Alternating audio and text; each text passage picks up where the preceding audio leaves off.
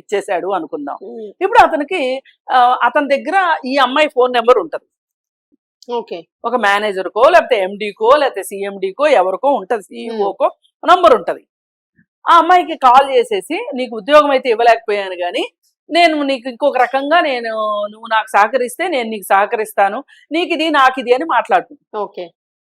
మాట్లాడుకొని ఇంకా మీరు చెప్పినట్టు వాళ్ళ లైఫ్ స్టైల్ అంతా మారిపోద్ది.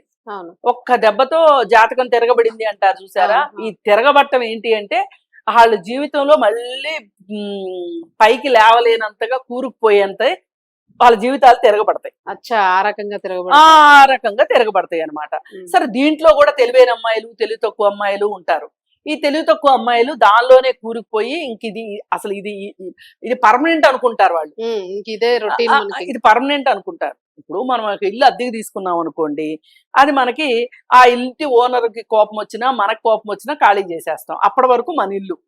అదే మనకు సొంత ఇల్లు అనుకోండి, అమ్ముకునే వరకు మన సొంత ఇల్లు. అయితే హోటల్ రూమ్ రెంట్కి తీసుకున్నాం అనుకోండి, ఎన్ని రోజులు తీసుకుంటాం హోటల్ రూమ్ రెంట్కి? 24 గంటలు. 24 గంటలు లేదు 36 గంటలు లేదు ఇంకొంచెం ఎక్కువ రోజులు. అంతేగాని ఆ తర్వాత అయితే ఖాళీ చేయవలసిందే కదా. కానీ హోటల్ రూములోకి దిగి మనము ఇదే మన సొంత ఇల్లు అనుకునే భ్రమలో ఎవరన్నా అమాయకులు ఉంటే గనక అట్లాంటి వాళ్ళు మళ్ళీ మసైపోతారనమాట ఈ వ్యవహారంలో, ఈ షుగర్ డాడీ వ్యవహారంలో. ఈ sugar daddy, sugar mummy, sugar babies, sugar uncles, ఈ షుగర్ ఏదైతే షుగర్ కోటెడ్ ఉంటుందో ఇది మన బాడీలో డయాబెటీస్ వచ్చిన దానికంటే చాలా ప్రమాదం అనమాట. ఇప్పుడు డయాబెటీస్ వచ్చింది అనుకోండి, వస్తే అంతర్గత అవయవాలన్నీ దెబ్బతింటాయి. అట్లాగే మనకి ఈ షుగర్ కోటెడ్ షుగర్ తాలూకు ఏది జరిగినా సరే మన అంతర్గత అవయవాలు కొంచెం లేటుగా దెబ్బతిన్నా గానీ బుర్ర మాత్రం పాడైపోతుంది. బుర్ర పాడైపోయి వాళ్ళు ఆ తరువాత అసాంఘిక శక్తులుగా తయారవటం, వాళ్ళు ఇంకొకరిని ప్రేరేపించడం, ఇంకొకరిని ఇప్పుడు ఇక్కడ అలవాటు అయిపోతాయి కదా స్కిల్స్. ఈ స్కిల్స్ తోటి ఇంకొకరిని ఎవరినో అలా చెయ్యాలని అనుకోవడము, అలా ఇదే జీవితం అనుకోవటం. అంటే కష్టపడితేనే మనకి డబ్బులు వస్తాయి, కష్టపడే మన జీవితాన్ని మనం నిర్మించుకోవాలి, మన ఆర్థిక స్వాతంత్ర్యంతో మనము మన జీవితాన్ని ఒక సరి అయిన బాటలో పెట్టుకోవాలి అని. అంటే ఒక మనిషికి ఏం కావాలి అని మనం చూసుకుంటే గనక చేయడానికి పని, కాస్త మనని పరువు మర్యాదగా పలకరించే మనుషులు, కాస్త మానసిక ఆరోగ్యం, కొంత శారీరక ఆరోగ్యం, కొంత బ్యాంక్ బ్యాలెన్స్ ఉన్నాయి అనుకోండి, ఇక మనిషికి ఇంకేం అక్కర్లా. ఇది సినిమాలో కూడా ఉంటుంది ఈ డైలాగ్.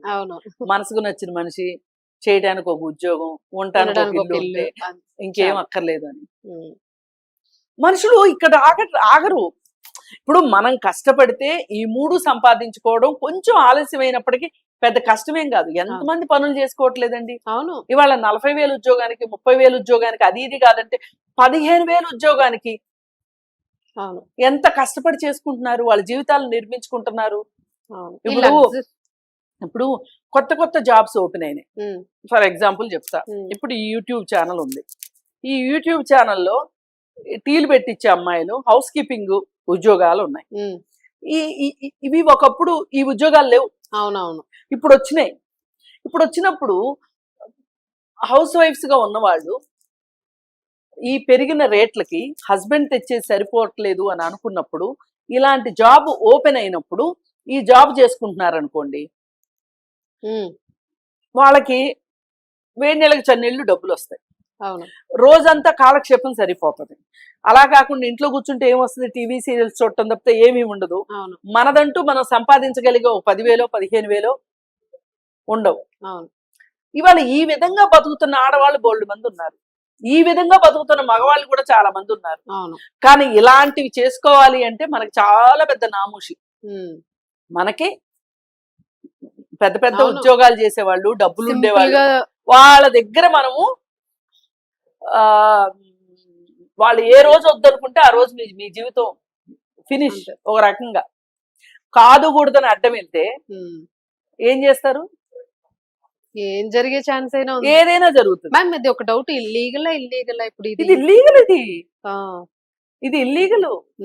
కాకపోతే మన దగ్గర ఒకటి ఉంది చూడండి, ఏంటంటే ఇది నేను ఇల్లీగల్ అని కూడా అనకూడదేమో. ఇది లీగల్ కాదు, ఇల్లీగల్ కాదు, లీగల్ కాదు. ఇది త్రిశంకు స్వర్గం. ఆ, నేను నా మాటలు ఉపసంహరించుకుంటున్నా. ఓకే. ఇది లీగల్ కాదు, ఇల్లీగల్ కాదు. అయితే ఇప్పుడు జత్వానీ కేసు మీకు గుర్తుంది కదా. అవును. జత్వానీ కేసు ఏంటంటారు, ఇలాంటిదే. అవును. కాకపోతే ఆ అమ్మాయి తన దారికి రావట్లేదు కాబట్టి పెళ్లి చేసుకుంటానని చెప్పాడు.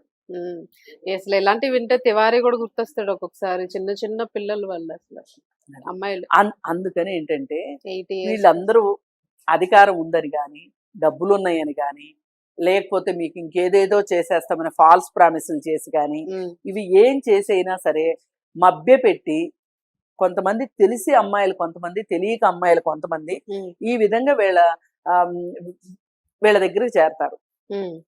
చేరి ఇప్పుడు వన్స్ వాళ్ళకి మోస తీరిపోయింది అనుకోండి, వాళ్ళకి ఇంట్రెస్ట్ తగ్గిపోయింది అనుకోండి వీళ్ళ మీద, నిర్దాక్షిణ్యంగా నడి రోడ్లో వదిలేస్తారు. అవును, అంతే. దానికి ఇంకేం ఉండదు కదా లెక్కపత్రం. లెక్కపత్రం సహజీవనానికంటే పోనీ ఏదో కోర్టు చెప్పింది కానీ వీటికి లేదు కదా. లేదు కదా, అంతకన్నా దారుణంగా. అంతే. అలాంటప్పుడు ఇద్దరు మేజర్లైన వ్యక్తుల మధ్య శారీరక సంబంధాన్ని తప్పుగా చూడము అని కోర్టు కూడా చెప్పింది.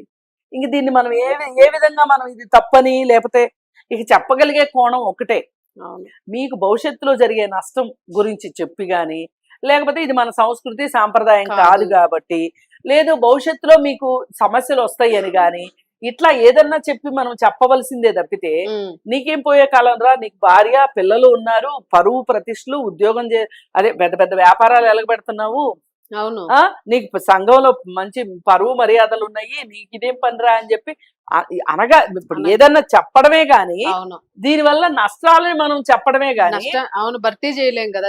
అసలు మీరు ఇలా చెయ్యొద్దు అని అసలు జడ్జిమెంట్ చెప్పే హక్కు లేదు మనకి. అవును, చెప్పలేము. మనం ఉన్న పరిస్థితిని యథాతథంగా చెప్తున్నాం. దీన్ని బట్టి అర్థం కావాల్సింది ఏంటి అంటే, ఏ తల్లిదండ్రులైనా వాళ్ళ పిల్లలు వాళ్ళు ఇచ్చే డబ్బులతో కాకుండా లైఫ్ స్టైల్ మెయింటైన్ చేస్తున్నారు అంటే కొంచెం గమనించుకోవాల్సిన అవసరం ఉంది ఇక్కడ. ఎగ్జాక్ట్లీ మ్యామ్, చాలా ఇంపార్టెంట్ పాయింట్ ఇది.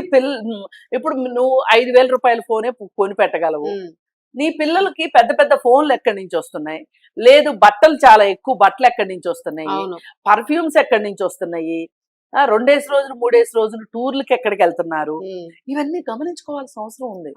ఇప్పుడు ఇలా అలవాటు అయిపోయిన తర్వాత ఇంట్లో వాళ్ళ బోరు భరించలేకో, లేకపోతే ఒక షుగర్ డాడీ వదిలేసిన తర్వాత వీళ్ళు పెళ్లి చేసుకున్నారు అనుకోండి, ఆ పెళ్లిలో కూడా వీళ్ళు ఇమ్మడలేరు. ఆల్రెడీ ఇది చేసామన్నా ఒక లోపల పీకేస్తుంటది, అదొకటి ఉంటది. రెండోది ఈ లైఫ్ నచ్చదు, ఎందుకంటే ఈ కుటుంబ పరిస్థితులు తగ్గట్టు నీకు పెళ్లి చేస్తారు. నీకేం కలల్ రాకుమారుడు దిగిరాడు కదా, పెళ్లి చేస్తే ఇప్పుడు ఈ భర్త, ఈ ఇల్లు, ఈ వ్యవహారం, ఈ ఆర్థిక పరిస్థితి నచ్చవు. అవును. అలాగే కొన్ని చోట్ల కొంతమంది భర్తలకి భార్యల ఉద్యోగాలు నచ్చవు అనుకోండి, నువ్వు ఈ ఉద్యోగం మాను అని చెప్తే భార్య ఈ కుటుంబం కావాలి, ఈ భర్త కావాలి, ఈ వివాహ బంధం కావాలి అని అనుకుంటే గనక మానేస్తుంది. కొంతమంది మానరు. ఏంటి దీని వెనకమాల రీజన్ ఏంటి అంటే, వీళ్ళకి ఆల్రెడీ వాళ్ళ బాస్ తో ఉన్న రిలేషన్షిప్ ఉన్నాయి. ఇట్లాంటి సందర్భాలు చాలా.